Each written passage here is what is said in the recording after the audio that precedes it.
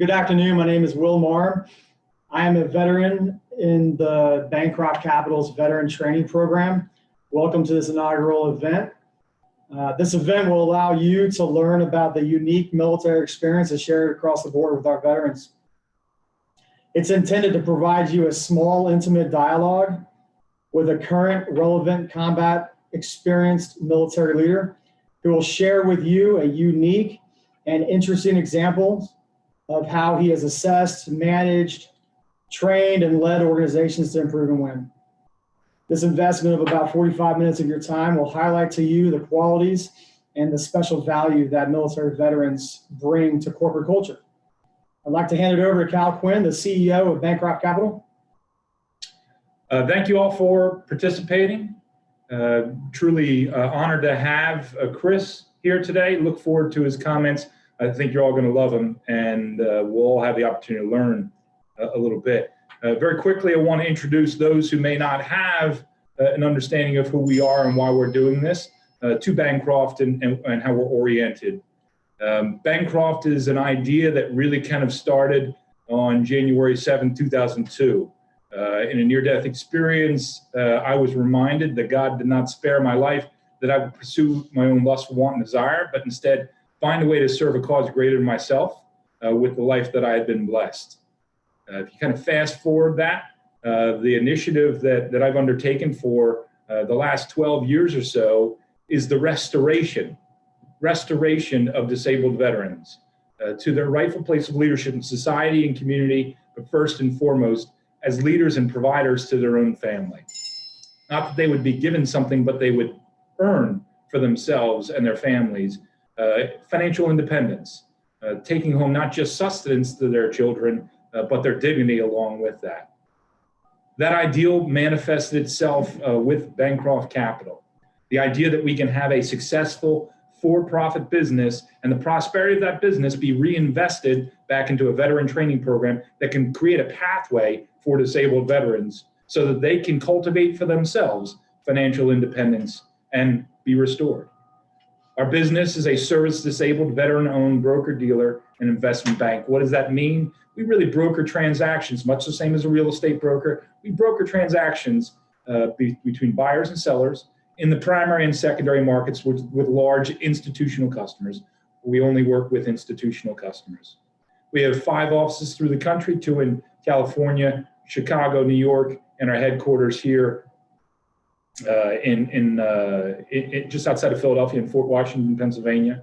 We have 23 employees, and we are blessed with 5 business units: fixed income sales and trading, equity trading, cash management, so a suite of cash management services that we deliver to corporate treasurers, ranging from FDIC-insured depository products to a money market portal, to recently just launching our own set of money market funds. Capital markets and then public finance round out our 5 business units. This luncheon is really kind of a long time in waiting, right? How can we provide back to our customer base the value of our experiential database, the value of our perspective as disabled veterans, as military veterans, as combat veterans? How can we provide that back to our customer base so that you may benefit from it? Because less than half of 1% of this country has served in combat over the last 21 years. We believe that half of 1% has a very unique perspective and value that can be delivered into corporate America. And that's what we're trying to do through this Patriot Lunch.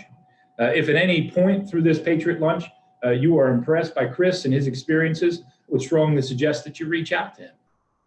If at any point through this dialogue you feel that you'd like to learn a little bit more, I'd strongly suggest you reach out to Will Marm, who is a Green Beret, a West Point graduate, and a very amazing and substantial military career in his own right. He is working through a veteran training program and is heading up and has really been the genesis behind creating our Patriot Lunch. So please reach out to either one of them after this luncheon. But with no further ado, we'll get to the meat and potatoes of this, and I'll hand it back to Will. Thanks, Cal. Okay, team, on all the folks on the outstations, we're pleased to welcome U.S. Army Special Forces Sergeant Major Chris Green. Chris served for 25 years and recently retired as a Sergeant Major. He served in and deployed numerous times to combat, with our nation's most elite units, from the 82nd Airborne Division to the U.S. Army Green Berets and the 1st Special Forces Operational Detachment Delta, commonly known as Delta Force. He has recently retired from the military, and he has a wonderful family with Millie as his wife and his 2 beautiful children, Sophia and Diego. I've known and served with Chris for almost a decade. Our families are great friends. He's absolutely one of the best in the business. If anyone has a question for Chris, please raise your Zoom hand and you can ask him after his comments. I understand there's a spectrum of technical proficiency here. So the Zoom hand is on the bottom of the screen. You'll see it. It says raise hand, and you can click that button, and that indicates you've got a comment or a question for Chris. My colleague, Kenneth Brie, who's a graduate of the Veteran Training Program, he's sitting here to my left, you're right, and he will monitor those hand raised, and after Chris delivers his remarks, you guys can engage in the dialogue. And so without further ado, thank you for your time and the intros, but to the heart of the matter here, let's talk to Chris. Go ahead. Thanks. Hi, thanks, Will. I appreciate it. And Cal, thank you again for this initiative. And I appreciate your time and for y'all putting this together. Can everybody hear me okay? Yeah? All right. So as Will said, I just retired from the military. Technically, I'm still in for another month. I have this lovely thing called vacation that builds up and you get to take it all at the end. So while I currently am working in a civilian job, I am also retired.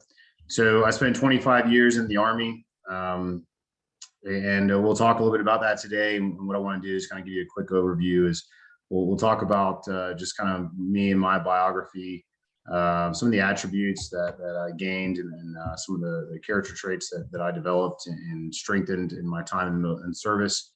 A couple a war story or two, and then just some takeaways that I'd like to leave y'all with as far as veterans, how our service, changes us, and then some of the value that we can provide to the corporate world. So growing up, I was pretty much your kind of everyday kid. I didn't have any kind of rustic or rural upbringing. If I joke if I were to write a book, a lot of our friends, they had, I was a hunter and fisherman, and my dad took me on survival camping trips, so I did none of that. I was kind of a nerd, played some neighborhood sports and some Nintendo, and I was kind of a nerd in high school, took all the smart kid classes. However, that didn't translate well to college because I just was oftentimes I was diverted. My attention was diverted in other directions, a lot of friends, a lot of other things. And so I didn't do well. And I just, quite frankly, I wasn't doing what I wanted to do. And I wasn't the person that I wanted to be at 20 years old. So I joined the military. My father was in the Navy. He stayed 28 years in the Navy. So the military wasn't foreign to me. But I had zero intentions of joining the military. And I did at 20 years old. I took a job as an a signals intelligence interceptor. So basically I sit around with headphones on, listen to incoming transmissions, and then translate them. So I was a linguist. I learned how to speak Spanish in the Army, and then went to months of schooling for that. And then I ended up in the 82nd Airborne Division in the Military Intelligence Battalion, now since it's defunct. But that also was not quite what I was looking for. And as I got in the Army, I realized I liked it, but I didn't like necessarily what I was doing. And I wanted that quintessential military experience for what I had in my head, And while I got to jump out of planes, and I was in the 82nd, I thought I was going to be way cooler than I was, and as a military intelligence guy. So I went to selection for Special Forces in 2000 and made it. And then I went through the Special Forces Medical Sergeant's course. So on a Special Forces detachment, there are 4 primary specialties, and that's weapons, engineer, medical, and then communications. And so I went way off track from, military intelligence guy, and I went to the medical section. And it takes about 2 years of training, going through all the small unit tactics, your actual specialty skills, and then all the unconventional warfare training that you do, as well as another language. So I got to learn Turkish as my second language in the Army. And then finally you graduate and you earn the coveted Green Beret. If you go straight through that process, it takes you 2 years. I think I had a couple 4-day weekends in there, breaks in between some of my classes. And I was one of the fortunate ones. I finally figured out how to study and stop being distracted by everything else in life. And I passed the medic course my first time through, which, to give you a concept of that, we started with about 90 people. And at the end, there's about 12 of us that made it straight through. Our graduating class was a little bit bigger than that. We had about 26, but only 12 of us were first time goes all the way through. So after that, I went to the 10th Special Forces Group. For y'all that don't know, that's the first Special Forces group that was ever created. They're called the Originals. And I was really proud to be part of that unit. And all my wisdom and at that time, my Special Forces expertise, being a brand new graduate, I thought that, they were going to be the first ones going to war, since it was, 1st Battalion and they were deployed to Germany, closest to the fight. And I had zero concept of how that worked. And so we weren't, and we didn't. So I spent the next 3 years while the wars were going on in Afghanistan and Iraq, in 1st Battalion in Germany. And I deployed to Africa quite a bit. During that time, I led several reconnaissance missions. I was by myself, what they call singleton operations. So I worked closely with the Central Intelligence Agency and the Defense Intelligence Agency, and we were tracking terrorists that were operating in North Africa. So Mokhtar Belmokhtar is one of the big names. Al-Para, he was eventually captured, and then a few other knuckleheads running around North Africa. And so I spent the better part of a year living in Niger and practicing my third language in Special Forces, which was French. And I would only claim French and Spanish. I would never claim Turkish nowadays. So after doing that and spending a lot of time driving around the deserts of North Africa and sub-Saharan Africa and West Africa, I eventually transitioned over to Fort Carson, Colorado, where I live now, and into 10th Special Forces Group, their 2nd Battalion. And I met my wife in there. I think I've skipped over that part, but I met my wife at the end of the qualification course, becoming a Green Beret, and I told her what that was. And even though she was from North Carolina and her dad was a Green Beret, she had no idea what the Q course was. And then she really had no idea the ride that was awaiting her, for the rest of our 20 years of marriage. So we got married, and then we went to Germany, and I promptly left her and spent the next year and a half in North Africa. So we made an agreement. We would go to Carson. I would go to war. I got on the first plane I could, and the first team I could that was on its way to Iraq. And I got my wish. And then, as all things, be careful what you wish for. About 5 months into that deployment, I was shot in the chest. I spent about a month in a coma in Landstuhl Regional Medical Center. Actually, I was in a German hospital because Landstuhl couldn't support me, and I went to a German hospital, and I stayed with them for about 3 weeks, and then back in Landstuhl for another week. I recovered from that, and although I had a kind of a rough ride in my first deployment, I knew that's where I wanted to be, and in the aspect of my service that I really enjoyed, I think I finally figured it out, and it was going to war. So while the Special Forces was certainly deployed and engaged, our operations were more geared towards the training and assisting and advising of Indigenous partners. So we were always aligned up with a bunch of Indigenous people, in this case Iraqis and Iraqi Special Operations Forces, and we would train them, and then we would take them out on operations. And those operations were twofold. One was to build their techniques and their procedures, but it was also to make them more self-sufficient. And I would argue Special Forces is very good at that. And the different instances we've had in Iraq and across Afghanistan, the units that have stood there the tests have been the Special Operations Unit is trained by Green Berets. However, that wasn't what I found was the most gratifying work. So I wanted to be more focused on the direct action, the combat. So I went and assessed for 1st Special Forces Operational Detachment Delta, commonly known as Delta Force, and I didn't make it. So I went about 6 months after I got out of the hospital. Typically, I walk around at about 195 pounds. I'm 5'10", and I weighed, I think, about 160, 165 when I went. I was pretty skinny. I still hadn't recovered. I didn't make it, but I took a shot. And fortunately, they invited me back. And that doesn't always happen. It was a risk. But, I always tell people you got 3 real factors that you have to take into account. I think this goes into a lot of things, right? You got to take your family into account. You got to take your mental, well-being and readiness into account. And you got to take your physical well-being and fitness into account. And at that time, I was 2.5 out of 3. So I decided to take a shot at it, and I didn't make it. So they invited me back. I went. In the meantime, I went back to Iraq again with 10th Group. About 9 months after I was shot, I got back on a plane, went back to Iraq. We fought it out for another 7 months during the surge. And then I came back and I immediately went back to Delta Selection, and this time I made it.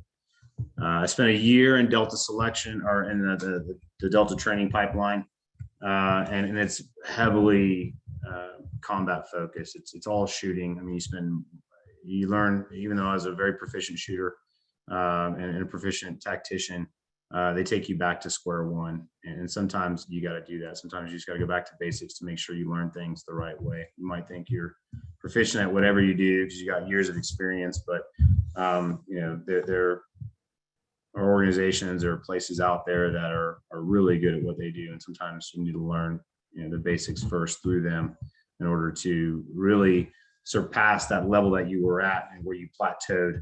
Sometimes you got to go back down in order to surpass that level again. And so about a year of that, doing advanced tactics, weapons, demolitions, free fall, which is like skydiving, jumping, but with, 200 pounds of gear instead. So it takes all the fun out of it. But you do that for about a year, and then I finally got my chance to deploy with Delta. I was very fortunate as a junior guy there. It doesn't matter what your rank, in the military at this time. I was a pretty senior NCO. I was already a master sergeant. I went over there. I was pretty old comparatively. A lot of the guys I worked with were a lot younger than me. I was, I think, 30, turning 30, and most of the guys are in the mid to late 20s that first go over there.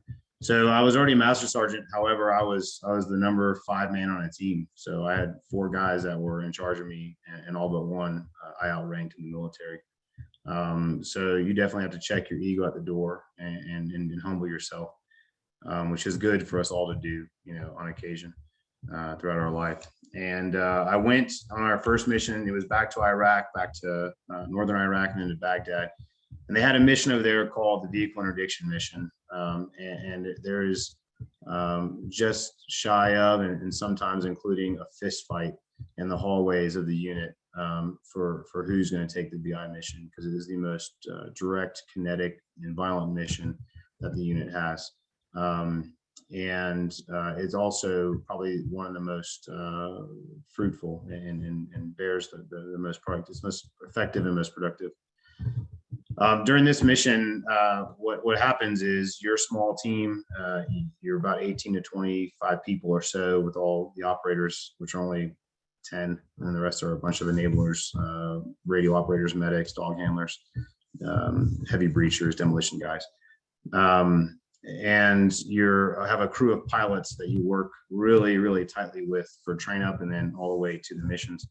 And what you'll do is, once you go into country, you have a lot of these intelligence collection assets that are assigned to you, and they use a myriad of different intelligence, everything from video surveillance to signals intelligence, and then physical on the ground surveillance, in which you'll send American operators in conjunction with indigenous people that are heavily trained in surveillance, and you'll go and do actual foot surveillance in the streets of Mosul or Baghdad or wherever that you're trying to find these guys.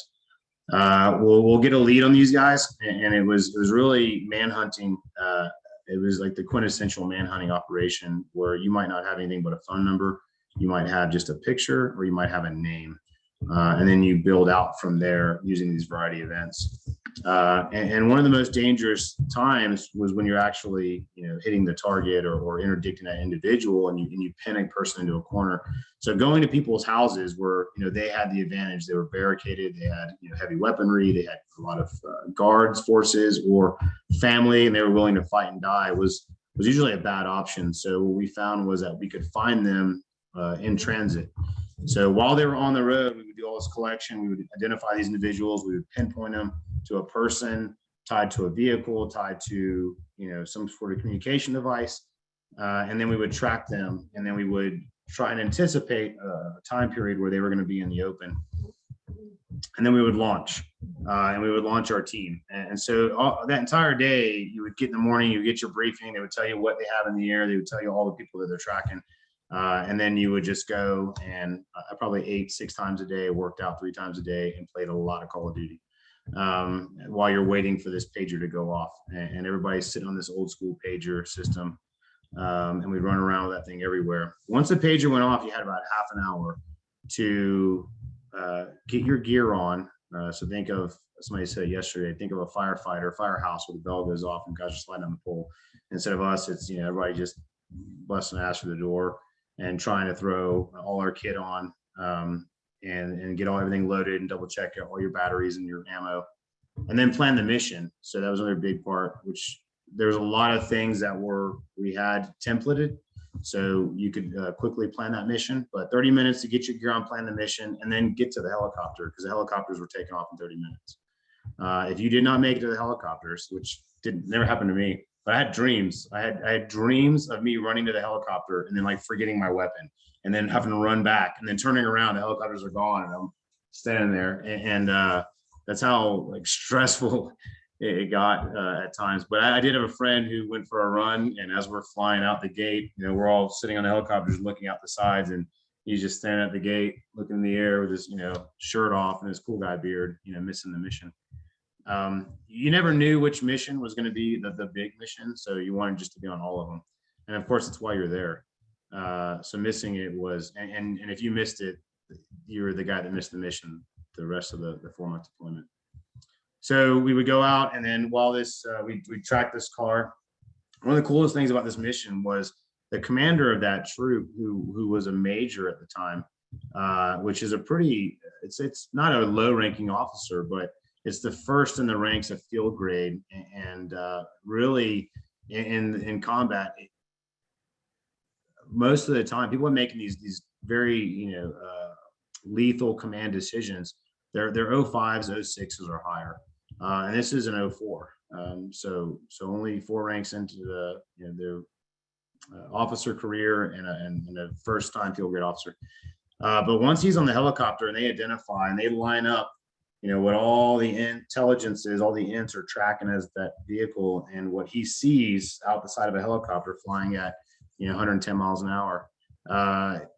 Once he identifies that, matches those up to his best, his best prediction, he gets control, and now he is in control of that fleet of helicopters and that troop of America's most lethal individuals.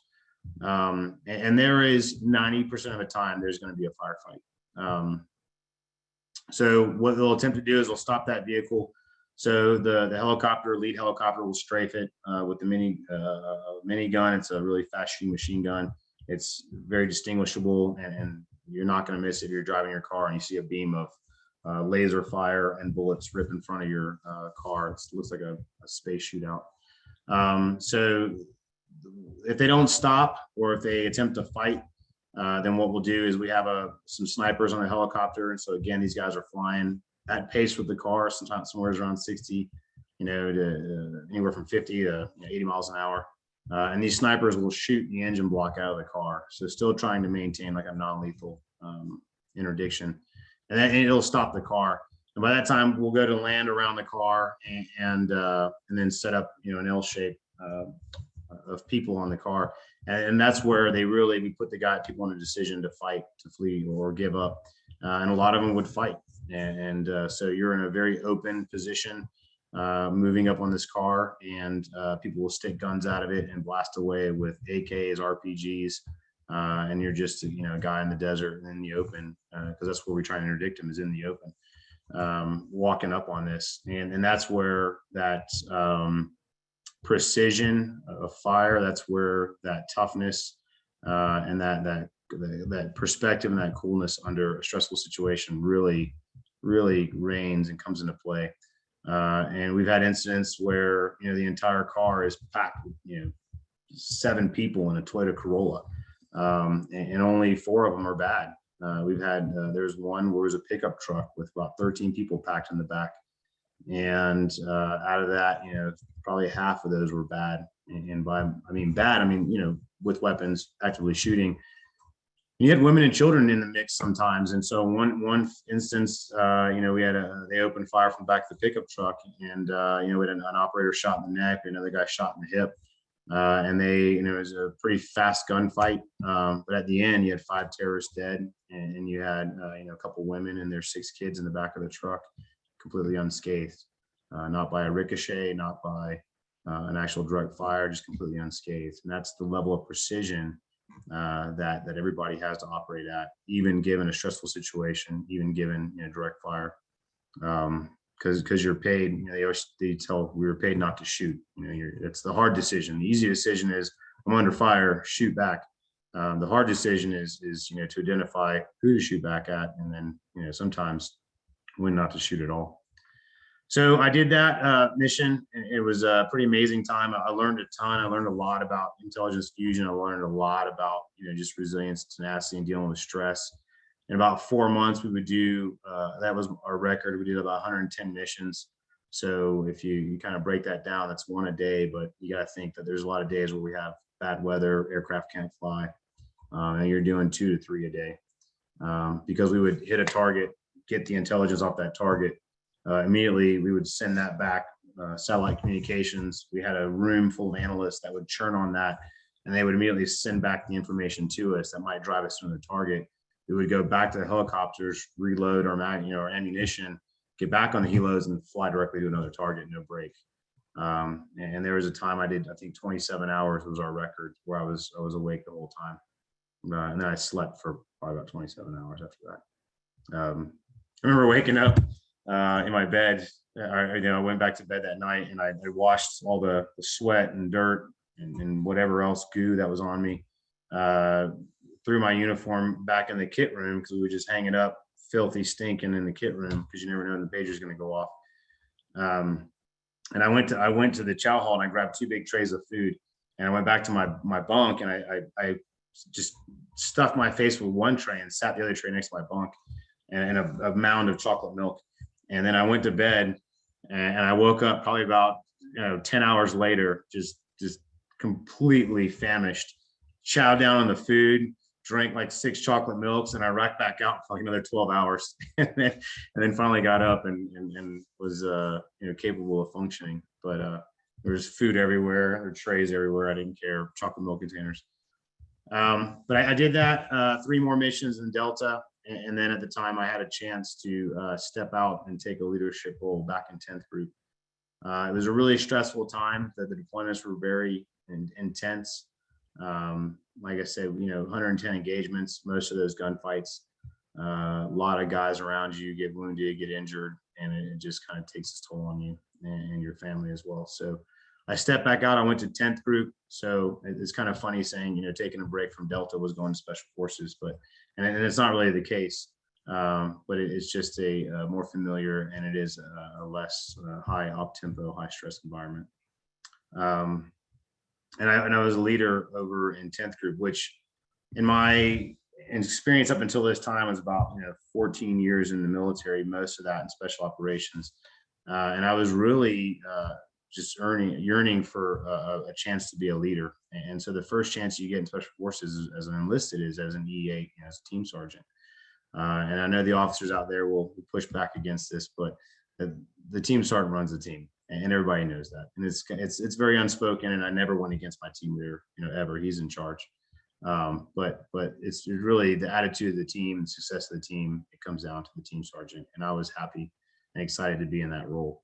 And I got to take all more of the bad lessons, the bad things I saw, and the mistakes I made. Those probably shaped how I wanted to be a leader more than all the successes I saw. Because the successes you think just come naturally, and sometimes you look right past them as it's just the way it should happen. Whereas the failures, if you look at those and really take the time to analyze it versus turning a blind eye or ignoring it, really studying your failures in life and studying your failures in business and at work in your professional life can give you a lot of insight into how to avoid doing that in the future, and then what got you there in the first place. So as I became a team sergeant, that was really my opportunity to shape the team and shape the attitude of the team and the culture that I wanted to instill in the young men that I worked with. And it all culminated. We had several great, it took about 3 years of different events, training in Africa, a lot of training in operations in Europe and Africa. We climbed Denali, America's high. We were a mountain team. That was our specialty. When I got to the team leader asked me what my goals were. I told him my goals about culture and the team and building and what I wanted. I said, but selfishly, my two personal goals were to climb Denali with a special forces detachment, which hadn't been done as an organic detachment, and then go to Afghanistan, which was not in the cards for our unit. But God, doing what He does, put that right in our path. And the unit that always went to Afghanistan, they needed a break. They had a morale breakdown, and they were just way overworked. So they gave them a break, and they didn't just happen to. There's a series of events that led them to pick our specific unit to go and relieve them. And we were one company out of the other 9 companies that they could have chosen, and it was pretty awesome. So we packed up our team, who had been training. The core of the team were together for the better part of 2 years, and this was our chance to see if this culture that we had instilled, if the training that the hard, realistic, difficult training that we had done, that we got a lot of moaning and griping about, if that was going to be worth it. And we went to Afghanistan. It was the longest deployment for me. It was 8 months long. I know there's a lot of the big Army guys out there with their 15-monthers, and I don't, man, tons of respect. Never want to do it. Good on you. But it was almost 9 months for us. And in this fight, we had got there, and the Special Forces, one of the things that I wasn't in Delta Force was I was never the poor kid in the block. And when I was never in need of resources, whatever you wanted. It wasn't as quick as snapping your fingers, but you could pretty much ask somebody, and if they couldn't buy it, they wouldn't make it for you. They would manufacture it. And if they couldn't find someone to manufacture it, they had in-house, specialists that would manufacture it. In SF, that's not the case. And a lot of times the saying is, it's do more with less. And really it's just, make the best out of what you got. And we're really good at that. And I thought that was one of the biggest traits that I saw, and I took away almost to a fault sometimes, where guys just don't even ask for extra resources, where they see what they got and they make the best out of it. And then you come and you ask them, it's like, why didn't you ask for A, B, or C? And they're like, well, I don't know. I just didn't think I'd get it. So I'm just working with what I got. But they're really good at that. Just ingenuity in general. So we got there to Afghanistan, and we had this team that we built, and we were given we were all shut down a lot because of the environment. There was a big Rolling Stones article, some of y'all remember, about the NERC 9, and it really painted special operations and Afghan force, their partners, in a really bad light. So they had shut us down, and then that allowed the Al-Qaeda in the area to really build up and reinforce themselves and prep themselves for the spring initiative, and which is about the time we arrived. So we didn't have very much support. We didn't have much aircraft. We didn't have much intelligence support. and we had to go about building our team. So it was a lot of paperwork, a lot of asking, a lot of angry nights to finally build up the assets that we needed. What we really needed was a win, and we needed to devise our own win. And this is probably where it all came together for me, as far as leadership, trust from my subordinates, trust from my leaders, and then the fusion of all the things that I learned in my time throughout Special Forces, the 82nd and Delta. So we had an opportunity to meet with another terrorist leader. They were part of this group called HIG. HIG is the abbreviation, but I'll get it wrong if I try and say what it was. And everybody wanted us just to capture this guy, because he was going to come in. The Al-Qaeda had been kicking their ass all spring while SF was shut down. And everybody wanted us just to capture him. And I said, let's take some patience here. I think we can get the guy later if we don't get him today. Let's just bring him in and let's get him to map out the network. So we brought this guy in, and it's funny, the conversation I had with one of our senior leaders was, hey, we got this guy, we're going to bring him in. We're going to call him up and see where he's at. And like, then you're going to capture him. I was like, no, we're going to bring him in and talk to him. Oh, and then you're going to capture him. No, then we're going to map out the network, and we're going to go and we're going to try and dismantle this network. And then you're going to capture him. Like, I don't know, but the focus is not him. The focus is these other Al-Qaeda, the really bad guys. And so we brought him in, he mapped out his network. Then what we got him to do is we convinced him to go start a fight with Al-Qaeda on a day that we could forecast, and then far enough out that we could request all the support that we could possibly get. So we got all the support that we needed, and they went out that day and they started a fight, and we watched them. Basically, Al-Qaeda's modus operandi was they would, if there was ever a fight, they would just call in all their buddies into the area and mass, and then they would fight it out until dark, and then nobody wanted to go home at dark, so they would just stay put. So we watched that happen, just like we assumed it would, and then we watched them go back to their compound, and they kick all the women and kids out. They leave a couple women to serve them dinner so they can high five each other and have their after battle party. And then we flew in that night. No one would land in that valley because there had already been a helicopter shot down that valley. Pretty famous instance. And it was in Wardak. And so nobody would land there. They were all scared. So we had to land one mountain range over in a different valley, and then hike 12 kilometers up a mountain over the ridge and then down into the valley, which again was a lot of sideways looks, but we knew we needed the win, and sometimes the most difficult route is just the only route. So we got in and immediately called in gunship fire, and killed about a dozen people immediately when they started to set up on us as we moved into the valley. And then we went through and cleared through the objective and probably killed another 8 or 9 people altogether. And then we had some people trying to move into the valley because they thought a fight was going on. And little did they know we had all these assets, including probably the most awesome plane in the Air Force inventory, the AC-130 gunship, which then smoked another truck full of 11 dudes. And then we went and cleared through, and we made sure, which doesn't happen often, is a lot of people don't want to walk the battlefield, and they don't want to recover all the intelligence and ensure that their actions were productive and effective. And so we did, and we walked another probably 10 kilometers of battlefield through orchards and mountainous terrain in order to make sure that we got the most intelligence off of that objective that we could.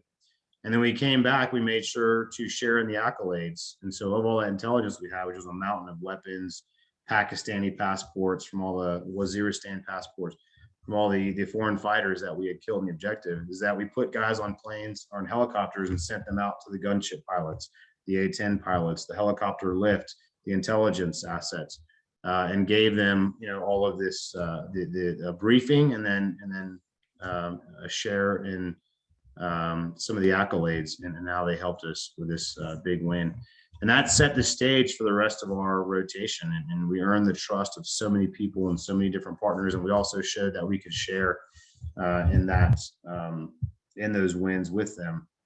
So much so that people would just call us up out of the blue and ask what we were doing or when our next mission was, or see that we had a mission on the docket and let us know that they were going to be flying in our area that night, and we're willing to help. So it was pretty much set the conditions going forward. After that, it's probably the last of the war stories. After that, I went on, became when I was on staff with Mr. Will Marm here over in Europe. A lot of great missions there, a lot of great times. But and then I went on to become a sergeant major back here at Fort Carson. And really, when my time that was connected with soldiers, that's how I started, as a young soldier and as an enlisted man. As my time with connection and my connection with soldiers waned, what I found was my personal, attachment and the gratification I got from serving also began to wane.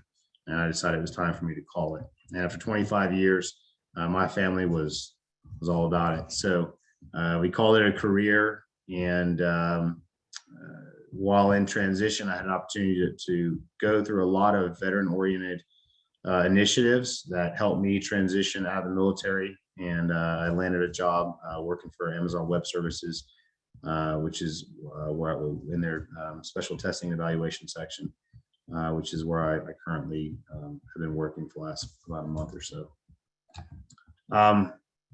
What I'd really like to leave you with is just a couple takeaways. So what I found in my transition as a veteran was that there were a lot of hard skills that your veterans may not have that transition directly in the corporate world. We're not financiers, we're not, real estate moguls, we're not necessarily, technicians. And especially I talk about the combat arms guys because they probably have the hardest time. And when I was looking to transition, I can't count the number of security jobs that came up, and everybody wanted me to be a security guard for $40,000 a year, or much less. And after 25 years in the military, being a sergeant major and working, in the most elite unit that the DoD has, I was stunned that that's the most that my operational experience really translated to. So what I was found was that there are a lot of soft skills out there that I don't think a lot of people take into account. And there are a lot of businesses coming online now. There are a lot of different recruiters that are starting to get it, and you see a lot more emphasis on trying to hire high performing or senior military individuals. But there's also a ton of what I would call your mid-grade NCOs and officers that maybe weren't in special operations. They weren't, fighter pilots, what they call high performing people. They were infantry. They were, an Air Force logistician. But they have these, all of them, it's universal that they have these soft skills that I would say, unless you're a veteran, just completely missed the boat. It was ingrained in them and instilled in them from day one and then throughout their entire time there.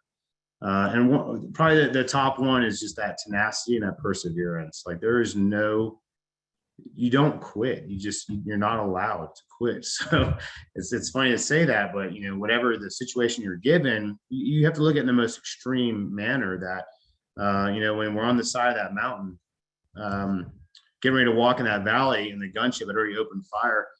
We had a partner, a NATO partner with us. I don't want to call it the country. We had a NATO partner with us who'd fallen and he hurt his knee, and he sat there kind of moaning about it. And I remember I told him, I walked up to him twice because he was falling out of our as we were trying to move into this down onto the target. I came up to him twice, and the third time I finally came up to him, I said, "Hey man, what do you want? Like, there's no helicopter coming to get you. There's no truck following behind us that you can just jump on. Like, you can't quit on the side of a mountain when there's a gunfight at the bottom. Like, we're not going backwards, man. Like, we're only going this way. So, get your ass up and let's go." And that's goes from that extreme situation to even some of the more moderate situations where, whatever you're doing, there's somebody relying on that. And it's a critical capability that those people really need. And there's just no quit. So that tenacity and perseverance is built into you from day one. The ability to plan and prepare, it comes at the lowest level in the military. From day one as a private, you begin to plan and prepare because you get 15 minutes in the morning to get up, brush your teeth, wash your face or other body parts, get your clothes on, and get downstairs. it's not a lot of time, and you figure out how to plan and prepare to make every minute of it mean something. And that goes all the way until, you're writing legislative proposals that are going to go to Congress and be enacted into a National Defense Authorization Act. So planning, preparing, tenacity, a bias for action. It's something, there's no standing around. Your veterans are not used to that. They're not used to waiting for someone else to do something. They're always volunteers. They were volunteers to begin with. They were volunteered multiple times throughout their career, whether it was for airborne school, for special force selection, Delta selection, for promotions, for different duties and events. So they have a bias for action. They see something and they see something wrong and they want to fix it. They see something that's out of whack and they want to get it back into whack. They see someone or something that is not right, or could just be more efficient, not necessarily wrong or broken, but define efficiencies and things. They have that bias for action that they want to go and get after it. And then leadership. It's I know people hear this a lot, and veterans are leaders, and not all are. I get it, but in the big world out there, there are a lot of leadership programs, but I would stake my paycheck on this one, that there are none as long and well developed and as really holistic as the way the DoD develops leaders, because the DoD they don't identify leaders. In your communities and your businesses, you can identify a person who shows leadership characteristics or leadership traits, and you can identify it and has initiative and has tenacity. And you can take that individual and you can pull them in and say, okay, I'm gonna make a leader out of you, and you'll identify those traits.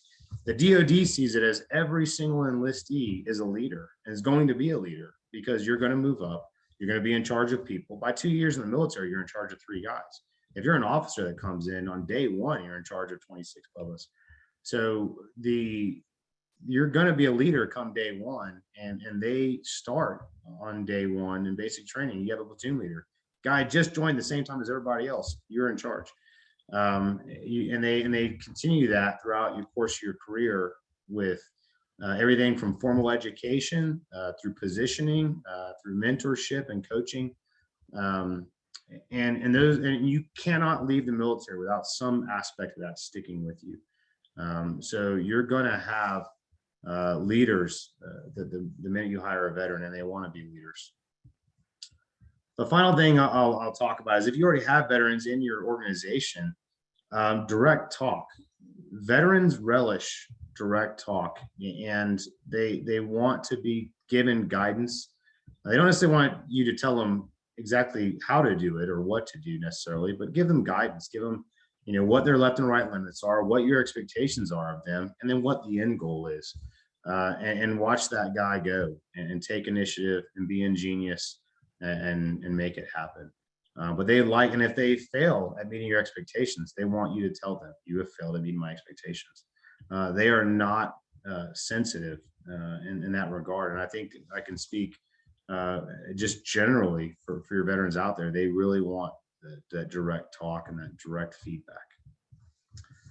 With that, gentlemen, I'd like to talk about perspective, but I think I'm kind of pushing it on time. So I want to give some time to y'all to ask any questions that you have. And I appreciate it. Thank you. Hey, Chris, thanks. This is Will here. Thanks for those insights. It was awesome. It's awesome to learn about your experiences. We learned about perseverance, teamwork, being laser focused on your primary mission, precision, dedication, the importance of being on time, right place, right time, right uniform. We learned about the power of chocolate milk. Thank you. And also the great highlight synopsis of the very important transferable skill sets for veterans. And those transferable skill sets will make corporate America's team succeed. So at this point, we'd like to open up to dialogue from the audience. We have a couple kind of saved questions if nobody's going to raise their Zoom hand. And if you have a Zoom hand or you know where it is and you've got a question, go ahead, please raise it. And Kenner's going to manage that queue. We'll probably manage about 5 minutes of questions. Go ahead. Do you mind if I run in with the first question? You got it. Your boss, go for it. First, Chris, outstanding. And I think I speak for everybody who's participating. Truly, thank you for your service to your country, to your family, to your fellow service members, and even now as you transition out to your country, right? Because you don't stop leading just because you hung up the uniform, right? You continue leading. So thank you for being a leader. And yes, the military does raise leaders, but as you mentioned in your comments, every successful leader knows they need to also be a successful follower and humble themselves so that they can enter a new organization with the understanding that other people have a higher level of understanding of a specific skill set, and they can learn from others. That humility is an essential component of being a successful leader. And thank you for your humility through a 25-year career. One of the things that you mentioned, I kind of asked a question around it. You talked about some of the traits, and I love your point. I often hear, military veterans, what's their greatest asset or attribute? Well, they're hardworking or they're honest. What? Because I went to a public institution and I didn't serve in the military. I have some proclivity to sloth or dishonesty. I wholly disagree with that. Right? I love your focus on mission completion, because as a guy who had a very pedestrian experience in combat theater, mission completion is number one, because what do we get for second place? Of course, we die, right? Second place. So that's not a good place to be in. There's only one way, as you say. I love the way you put it. Just what do you expect? We're going down the hill, right? You better come or stay, but we're going this way. So either get up and lick your wounds and move on. Mission completion is something that we all understand and embrace. There's one other attribute that I love your thoughts on, and kind of share your and any other kind of insights you have to this. But as military service members, we have a capacity because we've been trained in it and indoctrinated into the very ethos of our existence, very ethos of our organizations that we serve with, is a willingness to accept accountability. Yeah, accountability for ourselves, accountability for others around us. Not necessarily something that's rampant for me, in my experience, in kind of the non-military environment where blame is assigned so easily. Personally, I can speak only for myself. My capacity to separate myself in the civilian sector largely had to do with my commitment to mission completion, willingness to work as long as it took to get the job done, but also my desire and willingness to hold myself accountable to others with humility, and to be accountable for others around me, right? And to be willing to pay the price if we don't fit the bill. Can you kind of comment to that, or any other traits that you think are really, really particularly relevant to service veterans? Yeah, certainly. I think accountability is massive, and you'll hear that a lot. And responsibility and accountability, and those are I would say a component of leadership. And you touched on it, because leadership is not just how to lead; it's also how to be led. It's allowing yourself to be coachable. And one of the big things that I thought was pretty amazing throughout my career, and the different selection processes is I think I talked about this yesterday, was the process for to be a Green Beret or Delta isn't, is the guy the most physically fit, is the guy the smartest, is you have the highest IQ, and you take those tests, you take a ton of tests that will evaluate those things. But what they're really looking for is are you coachable? So do you have these baseline characteristics of intelligence and physical fitness? But then after that, they don't want to know if you're the best warfighter out there or the best teacher, instructor out there. They want to know is can you be coached, and can you humble yourself and then be accountable for your own actions enough to allow yourself to learn from others at a very fast rate. And the only way you can do that is by just completely opening yourself up to the process. And it's very hard for some people to check their ego and do that, to humble themselves to being the new guy, the low man on the totem pole. And I said it a couple of times when I was in the 82nd. And I was really good in my unit, and I left as an E5, a sergeant. I made stripes. People were standing parade rest for me, calling me sergeant all the time. It was pretty awesome. And I had to go to a course where, when I graduated, that the 5 was the lowest ranking guy you could possibly be, and I was back to being the new guy and the lowest ranking guy. And then I left that organization where I was pretty good. I had a good reputation in 10th group, and I was a solid performer. I left that organization to go to that organization where rank didn't matter. So even though I was one of the highest ranking enlisted in special operations, I was the lowest guy on the team, and I was back to being the new guy and the lowest ranking guy. And so continuously throughout my career, you do that. And I went to staff where even as a very senior operator with all my experiences, I go to staff and I could be a sergeant major. However, everyone in that room was a major, lieutenant colonel, or an 06. And I was back to being the lowest ranking guy and the brand new guy on staff, because as enlisted, we never do staff. I was the most staff ignorant man, in that building. And I was back to being, the new guy and the lowest ranking guy. So consistently, you have to, be humble and then take accountability, be accountable for your actions, be accountable for yourself, be accountable for your team, and then take responsibility for not just the successes, but the failures. Like I talked about earlier, you can really learn a lot from your failures. And I think that all kind of falls into that greater trait of leadership. One other question, as I don't see any hands raised out there, and please, if you have interest, raise your hand. We'd love to field your question in the few minutes we have remaining. I've got my own answer to this. I'm going to hold it because I'd love to hear yours. How do you prepare people for composure under stressful situations? You have to place them under stressful situations in a more controlled environment in order for them to develop the ability to respond in a manner that is, that is suitable. So for that situation. So a lot of times that can be physical stress, that can be time stress, but you have to fabricate scenarios that are realistic and tough, that will induce stress upon people in a controlled environment where the risk is lower. In order once you get in that high stress situation, they can already expect a certain response. They've already dealt with tough situations or time constrained situations or physically demanding situations, and they have already had to make quick decisions.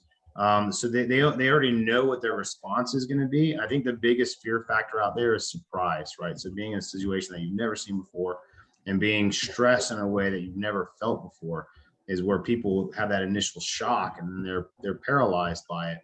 So really, and I think you can do this in your corporate world as well as, not just talking about, putting guys in, physically demanding positions and time stress. When you think about like this hard, realistic military training, there's certainly times you can give people, problems that they're going to see in your corporate or in your business environment that they might need to make a quick decision on, and you allow them to do that, and then you can, do an after action review of the results to kind of pinpoint, where things went right, where things went wrong, and then continue to allow them to do that over and over again throughout those different types of scenarios. So that, when it does occur and it is in a high risk, situation, whether that's time constrained, client trust, customer, some kind of customer involvement, then it's not a new situation.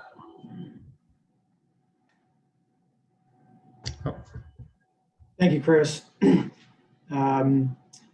Listen, since we're running up at the top of the hour, I'm going to close it out here. Some very good questions here. We do have one hand. Do you think we got time for? I have time. So y'all. I mean, so my take is we're all adults here, and if you need to go, then leave. And, is there one hand up there? You want to? There is but Kenner, do you want to ask that about the? Do you want to give your closing remarks, and then we can stick around a few minutes for questions? That's a good idea. Yeah, that's perfect. Okay, so listen, some closing remarks, everybody, and then there's going to, unless a hand pops in, Chris might talk about a goat, which is, the teaser to stay on.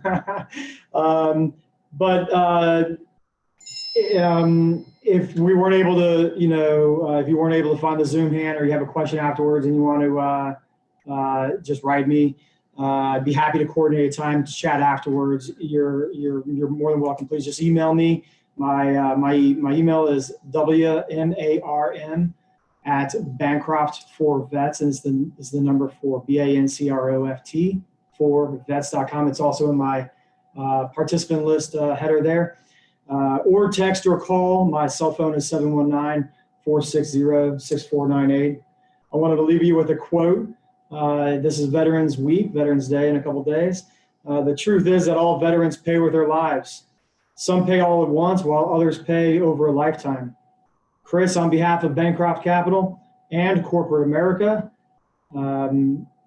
that's represented in a healthy audience here. Thank you for your time and your families, for you and your family's sacrifice and service to our great nation. We hope this event has afforded you an opportunity to enjoy a unique and small group dialogue with an accomplished and experienced military veteran in Chris. The purpose of this Patriot lunch is to provide you exposure to the quality, exposure to the character of those who have so freely chosen to defend and fight for our freedom, our liberty, and our way of life. Chris is trained, tested, and trusted. Please feel free to reach out to him to strengthen your network. That's the relationship building aspect of this event. He's on LinkedIn at Christopher Allen Green, and I'd be happy to put you in touch with him too. If you have a veteran in your organization, they'll have stories which highlight similar characteristics and values which are universal to our military personnel. So on this Veterans Day week, thank you for allowing us to highlight Chris and give you an overview of veterans in general. We'll send out an email shortly for the next quarterly Patriot Lunch, which will be on Thursday, February 10th. Again, I welcome your feedback on this. Please feel free to email me, contact me, or through your designated Bancroft point of contact. And with that, we have a question from Kenner. Thank you. And everyone can pop off if you want to listen to this too. Oh, yeah. Yes, Chris, that was a great tie into your last comment about simulating reality as best you can. Would you please tell us a little bit how the GOAT plays into that? I think that's a great example of the level of simulation and training that the Special Forces medic goes You guys through. love this GOAT story. So in Special Forces medical training, I would argue, it's not even an argument, it's the Special Forces medic is the most highest trained combat medic in the DoD. So in our course that we go through, we have your Air Force Pararescue, which are super highly trained, and they are what the best the Air Force has to offer as far as combat medics. We also have your Navy SEAL Corpsmen, and we have your Marine Raider Corpsmen, and they all go to the same course, which is the Special Forces Medical Sergeants course. The one key difference is that the Special Forces Green Beret Medical Sergeants, they do about twice as much as everyone else, except the SEAL Corpsmen, and they can voluntarily return and do the second half, and the Green Berets all do. So that is kind of the basis for how long and intensive you come out as a paramedic. You come out with all your ACLS, BLS, PHDLS certifications. But beyond that, it covers veterinary medicine, dental, doing your own labs, and actually under a microscope be able to actually process those labs on your own in an austere environment. But one of the big things they focus on is combat trauma medicine. And so after 3 months of a lot of what we call sticks and rags, practicing on your buddies, everything, all your different how to stop bleeding and splint fractures and a lot of IVs in the dark, you'll eventually get to what they call live tissue training. And the live tissue training, what they use is what they call human role models. And this is an animal. It's evolved over the years, and the kinds of animals that they've decided to use, and they've settled on caprines or goats. The goat it's a couple different things. One, goats are they're easily accessible. They can get them. They're very healthy, actually. They're actually a clean animal compared to like dogs or pigs or something else. They also, one of the key things about them, there's a lot of their systems that mimic human systems, like skin integrity and their vascular system, their lungs. And it's kind of a sensitive topic because there's a lot of people that still don't like human role model training, and a lot of universities and there's a lot of organizations out there that used it for a long time. They've all gone away from it. But the simple fact is nothing mimics reality like reality. So I can't mimic, the same tissue and blood and organ systems and function and the will to live of a human on a dummy, on a rubber dummy or a cadaver that's perfusing, like you can with a human role model. One of the critical things they do with these human role models is as they simulate. So let me caveat with they're all completely anesthetized, so they feel no pain, they don't know what's going on, and they're probably given the greatest service to their country that any goat can give, in training America's best medics out there to save human lives on the battlefield. They so with these human role models, they'll simulate wounds on them, and they have different methods in which they do that, and then the medics will then converge on these human role models, and they will treat those wounds. And at the end of the course, it gets to the point of you passing or failing depends on your patient, and it's a wounded caprine that you'll then have to go and save in a battlefield scenario by doing all the immediate interventions that you can apply that you've learned throughout the course. Then taking that human role model back to a surgical suite, you scrub up, you are the surgeon. One of your fellow students is your anesthesiologist, and then you'll have another fellow student who's a nurse. And as a team, you will then further treat this human role model, and then bring it back into recovery. And then over the next series of weeks, you will then nurse this. As a nurse, you'll then recover this human role model completely until they will eventually euthanize all the patients that they do. And it gets to the point that these, if you don't know caprines, goats very well, they have zero will to live. If they're separated from their herd and they get isolated by themselves, a goat can just give up and die, and it can do that. A healthy goat can just decide to give up, and if it does, it'll die. And so it is critical that you have to maintain this caprines, not just his treatments, but his will to live the entire time. And it comes down to if your goat gets sick, or if it has a wound that other goats in the herd pick at, or you don't want to get the rest of the herd sick because your goat's sick, and you're doing labs on your goat. So you're taking samples and going into a lab, and you're assessing what your goat has. But you'll put them into isolation, and if a goat's isolated, it doesn't want to live, especially if it's sick. So you'll have the medics coming in, and sleeping in the cages all night with their goats, snuggled up with them to try and maintain that will to live. And you want to talk about stress? It's stressing over a little furry goat who you could really you see 20 of them. You could really care less. They stink, but you want this thing. You want to pass. And you want this thing to live so bad that you will absolutely sacrifice your entire weekend sleeping in a goat cage in a big animal pen to make sure this thing survives. But the realism that's there, it would take a student through all facets of that, and stress on the battlefield, because interventions are timely. You got to stop bleeding. You can't put red blood cells back into a person. So whatever they leak on the ground, those are just gone. And while we have a lot of interventions that simulate that, nothing takes the place of red blood cells. So getting to your patient, stopping that, keeping him breathing, keeping his will to live alive, and keeping him warm throughout that immediate response, that 15 minutes of critical response. You want to see some stress. I mean, I've seen skilled, experienced soldiers just pass out, literally pass out. And from the amount of stress that's induced upon them. But yeah, that's one of those realistic training environments where, look, if the caprine dies, the caprine dies. No big deal at the end of the day. But if that's your buddy on the battlefield, it's a massive deal. So going through that in 100 iterations will make it so that the one time you're in the battlefield, you don't pass out. You're not. I mean, I've seen all kinds of wackiness of guys, stabbing themselves with their own needles, trying to fiddle around with stuff. putting interventions on incorrectly, you'll see everything with students. But when you're in a real stressful situation where it matters, there's no time for that. There's no opportunity for that, those mistakes. Thank you. That's amazing, Chris. So the takeaway for the participants and the audience here is